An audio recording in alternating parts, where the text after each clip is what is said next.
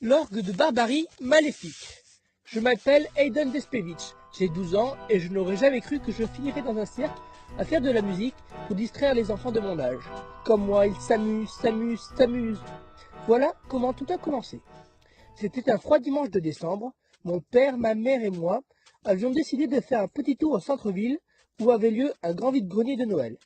J'étais tout content car nos sorties étaient rares, mes parents étant toujours très occupés et j'avais hâte d'y aller. Ma mère me demandait de me préparer. Je mis mon manteau, mon écharpe et ma casquette rouge de baseball. Bref, j'étais paré.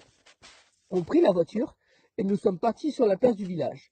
Des décorations pendaient sur les devantures des maisons, des guirlandes électriques pendaient aux lampadaires et une ambiance de fête régnait.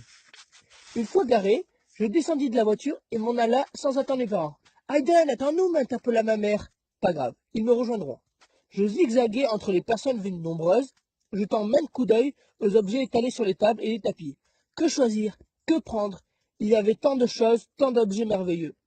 Je continua ma prospection et m'arrêta près d'un gros vieil homme à la barbe blanche qui ressemblait au Père Noël. Je peux te renseigner, petit? Tu cherches quelque chose en particulier? Non, merci, monsieur, je regarde. Bien, prends tout ton temps. Son étal était vraiment bien. Il y avait de tout. Des yo-yo, des boîtes à musique, des casse-têtes, des puzzles, même un carrousel miniature et des toupies magnifiques. Elle t'intéresse, ces toupies? Je ne sais pas. Oh! Quelque chose attira mon attention.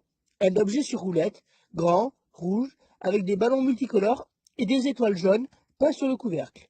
La boîte contenait une sorte d'arpe, ou plutôt une flûte de pan. Et ça, c'est quoi? C'est un orgue de barbarie. C'est un instrument de musique ancien, datant du XVIIIe siècle, qui était utilisé dans les rues par les musiciens itinérants. Son origine trouverait sa place en Allemagne. Lui, il est très vieux, il a un siècle. Il date du début du XIXe siècle. Il doit coûter cher, ai-je dit doucement. Non, je te le fais, disons, pour 50 euros. 50 euros? Est-ce qu'il marche? Bien sûr, petit. Et le vendeur se mit à actionner la manivelle dorée. L'appareil se mit à jouer la chanson Pop Goes the Weasel. J'étais subjugué par la musique. À cet instant, mes parents sont arrivés. Te voilà enfin, Hayden. Regarde, papa, un orgue qui a 100 ans. Il marche. Joli, mais il doit pas être donné. Je vous le fais à 50 euros, l'interrompit le barbu. 50 euros? Allez, papa, maman, dites oui, s'il vous plaît, dites oui. Je ne sais pas. Allez. Je le voulais tellement. Je leur fis des yeux de chien battu pour les attendrir, et ça marcha finalement. Ils me l'achetèrent. Plus tard, nous sommes rentrés chez nous, et mon papa m'installa ma nouvelle acquisition dans l'angle d'un mur du salon, près du sapin qui attendait les futurs cadeaux. Je peux vous le dire, j'espère un déguisement de pirate. La nuit suivante, je dormais tranquillement dans mon lit chaud, quand je m'éveillai en sursaut. Une musique résonnait en bas. Je descendis sans attendre et entrai dans le salon. Là, devant mes yeux ébahis, je vis une jeune femme, grande, très belle, ayant une robe d'arlequin, de longs cheveux rouges et soyeux, un nez rigolo en forme de cône bleu-blanc rouge. La main gantée de bleu actionnait la manivelle et résonnait Pop Goes the Weasel. Je m'approcha donc. Bonsoir Hayden, je suis Luffy Lily. T'as une nouvelle maman pour la vie. Mais j'en ai déjà une. Soudain, mes parents descendirent à leur tour l'escalier, mécontents d'être réveillés en pleine nuit. Mon père, les bras croisés, fronçait les sourcils. Je me retourna vers lui. Que fais-tu en bas? Ce n'est pas l'heure de faire de la musique. Mais ce n'est pas moi, c'est elle. Je leur montra mon interlocutrice. Elle avait disparu. Je comprends pas. Elle était là. Bon, file te coucher maintenant. Je regarde l'orgue surpris, haussa les épaules et quitta le salon. De nouveau au lit, je me suis dit. J'ai dû rêver, et je me suis rendormi. Le lendemain, c'est en sursaut que mes parents me réveillèrent. Ils étaient en colère. Je les regarda alternativement, sans comprendre ce qu'ils me reprochaient. J'espère que tu es content de toi. Qu'est-ce qu'il y a? C'est la meilleure, il demande ce qu'il y a. Viens au salon tout de suite. Je me leva, les suivis, et en bas m'attendit une scène qui me laissa incrédule. Des ballons partout, suspendus au lustre, accrochés aux chaises, traînant sur la moquette et les tapis. Même un noué à la queue du chien qui gémissait. Tu m'expliques ça? Mais c'est pas moi, quoi. Il me réprima d'une gifle. Tu vas arranger ça et en vitesse. Pourquoi t'as fait ça? Ajouta ma mère. Je sais pas. Papa regarda sa montre. Bon, on reparlera de ça ce soir. Faut qu'on parte. Tu as intérêt à tout ranger. Et ils partirent tous les deux travailler. Et je me retrouva seul au milieu des ballons. Vous êtes d'accord? J'ai rien fait et on me punit. C'est injuste. Voilà, je suis sûr que j'aurai pas mon costume de pirate maintenant.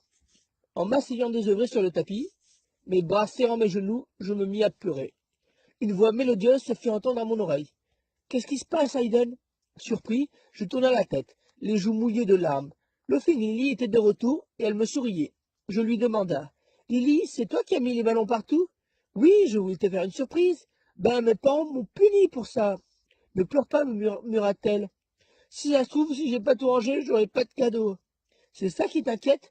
Il n'a qu'à claquer les doigts. » C'est ce qu'elle fit. J'entendis une puissante détonation qui sembla m'éclater la cervelle. Et tous les ballons éclatèrent en même temps et se volatilisèrent comme par magie. Voilà, tout est propre. Merci. Comment t'as fait? T'es magicienne? Je suis ta magicienne, ta nouvelle maman. Ah bon?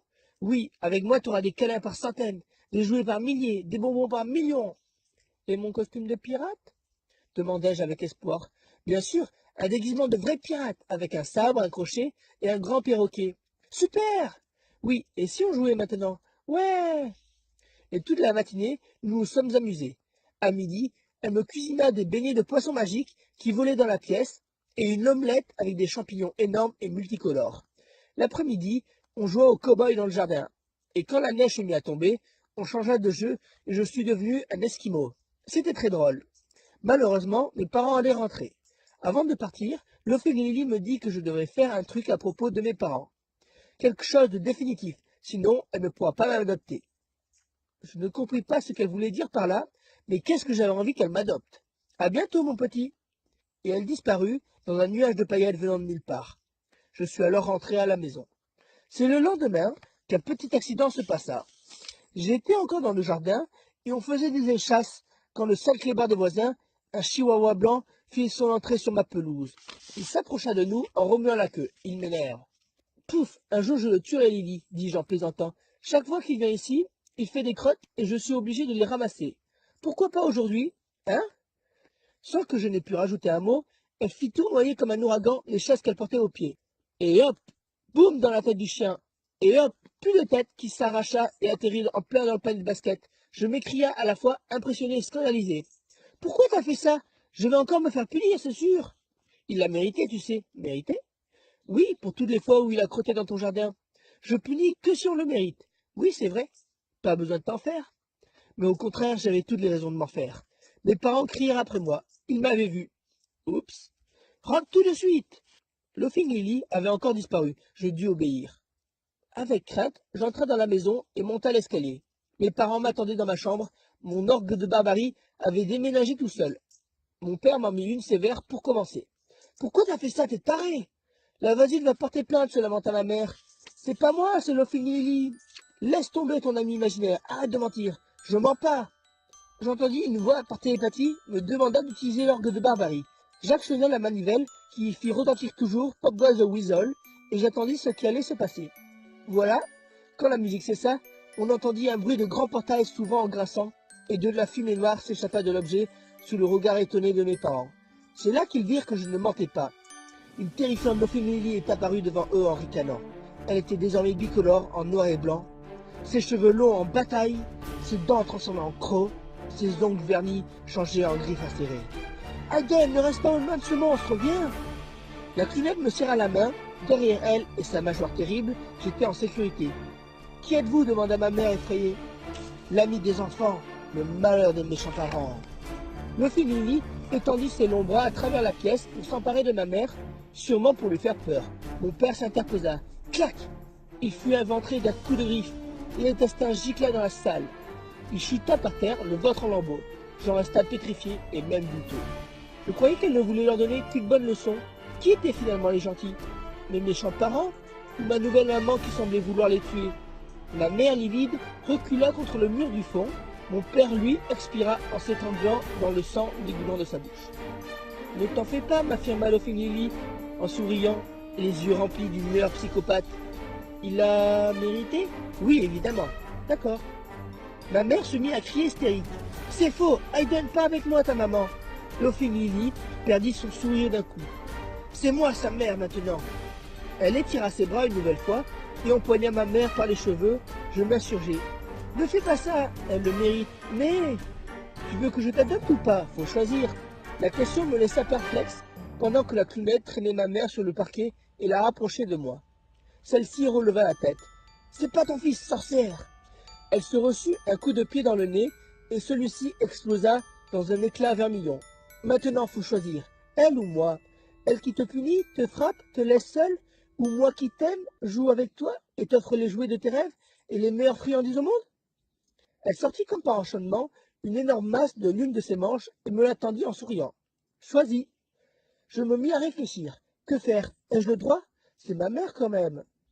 Une pensée contradictoire s'infiltra en moi. Pense à tous les jouets et les bonbons qu'elle te donnera, et l'immense fête foraine qu'elle a promis de t'emmener pour jouer à jamais. Il n'a pas hésité.